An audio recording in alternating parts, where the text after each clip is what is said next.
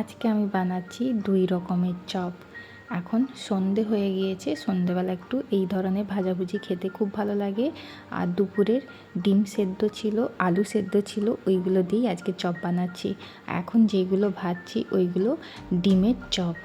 ডিম আছে ভেতরে, তারপরে আলুর কোটিং, তারপরে বেসনের কোটিং দিয়ে এইভাবে তেলের মধ্যে ভেজে নিচ্ছি।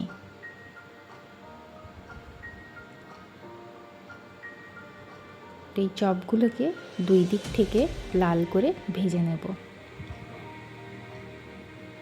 চপগুলো ভাজা হয়ে গিয়েছে, এটা নামিয়ে নিচ্ছি। নেক্সট এখানে আমি রেডি করে রেখেছি ব্রেড চপ। এই ব্রেডের ভেতরে আলুর পুর দেওয়া আছে।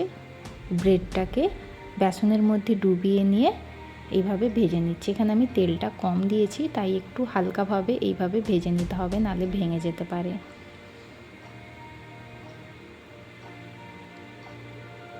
এগুলোকেও 2 দিক থেকে লাল করে ভেজে নেব। তো এইভাবে সমস্ত ব্রেডের চপ আর ডিমের চপ ভাজা কমপ্লিট। সন্ধ্যেবেলা বারান্দায় বসে বসে 3 জনে মিলে চপ খাচ্ছি। সঙ্গে মুড়ি নিয়েছি, একটু শুকনো মুড়ি। চপের সাথে একটু মুড়ি না হলে হয়, যেহেতু চপগুলো অনেক পরিমাণে হয়েছে তাই এখানে মুড়িটা কম নিয়েছি। চপটাই খাওয়া হবে, মাঝে মাঝে মুড়ি খাবো। ছেলের জন্য বিশেষ করে নিয়ে এসেছি, ও যদি মুড়ি খেতে চায় তাই। এতগুলো চপ খাওয়ার পর রাত্রের পেটে কিচ্ছুই ধরবে না, সবাই মিলে জল খেয়ে ঘুমিয়ে পড়বো।